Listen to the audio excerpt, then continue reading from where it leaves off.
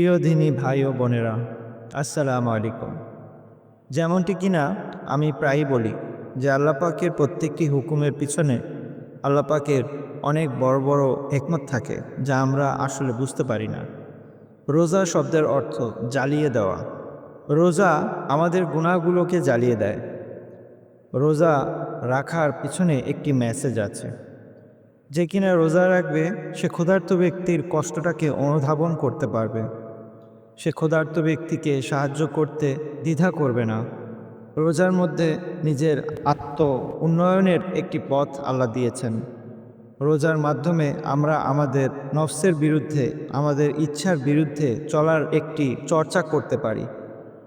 অনেকে বলেন যে রোজাতে মানুষ যা খায় আল্লাহ পাক তার হিসাব নেবেন না, আর এই মনে করে অনেকে অনেক বেশি পরিমাণে খায়, আর এত পরিমাণে খাওয়ার কারণে রোজার যে আসল উদ্দেশ্য সেটিই আসলে নষ্ট হয়ে যায়।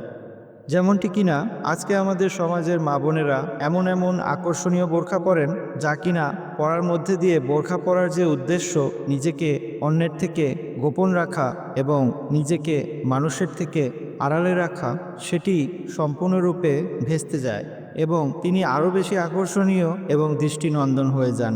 আর এতে করে বোরখা পরার উদ্দেশ্যটাই ভেস্তে যায়। ঠিক তেমনি যারা অনেক বেশি পরিমাণে রোজা রাখার পর খেয়ে থাকেন সেহরিতে বা ইফতারে, তাহলে তাদের যে সেহরি বা ইফতার বা রোজা রাখার যে আসল মাকসাদ সেটি মূলত নষ্ট হয়ে যায়। আর তার থেকে বড় দুঃখের কথা হলো, আমাদের দেশগুলোতে ইফতারে এমন সব খাবারগুলো বেশি খাওয়া হয়ে থাকে যেখানে তৈলাক্ত এবং চিনি জাতীয়, মিষ্টি জাতীয় খাবার বেশি প্রয়োগ করা হয়।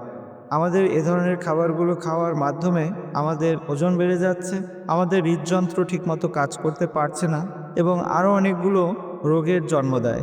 তো আজকে রোজার উদ্দেশ্যকে ঠিক রাখার জন্যে আমাদের বডি যেন ডিটক্সিফাই হতে পারে, আমাদের লম্বা সময় না খেয়ে থাকার মাধ্যমে আমার শরীরের ভিতরে যে টক্সিসিটিগুলো আছে সেগুলো যেন দূর হয়ে যায়, সেজন্যে আমাদেরকে পরিমিত খাবারের অভ্যাস করতে হবে। কোনো একটি ইবাদত তখনই সেটি পূর্ণতা পাবে যখন কিনা আপনি সেটি আমাদের নবী যেভাবে করেছেন সেভাবে করার অভ্যাস করবেন। আমাদের নবী হজরত মুহাম্মদ মুস্তাফা সাল্লাল্লাহু আলাইহি ওয়াসাল্লাম সারাদিন রোজার পরেও খুব পরিমিত পরিমাণে খেতেন, আর এটিই মূলত তার উম্মতের জন্য তার শিক্ষা। আমরা যদি রোজার পাশাপাশি পরিমিত পরিমাণে খাই, তাহলে আমাদের শরীরে যে অপ্রয়োজনীয় সেলগুলো আছে সেগুলো অটোফেজির মাধ্যমে রিমুভ হয়ে যাবে এবং আপনি আমি আরও দীর্ঘায়ু এবং আরও আকর্ষণীয় হতে পারবো। তাই আসুন, রোজার পরিপূর্ণ ফায়েজ পাওয়ার জন্যে আমরা পরিমিত পরিমাণে সুন্নতি তরিকায় খাই এবং মানুষকে দান করা, বেশি থেকে বেশি মেহমানদারি বা ইফতারি করানোর এহতেমাম করি। আমার জন্য দোয়ার দরখাস্ত। আসসালামু আলাইকুম ওয়া রাহমাতুল্লাহি ওয়া বারাকাতুহু।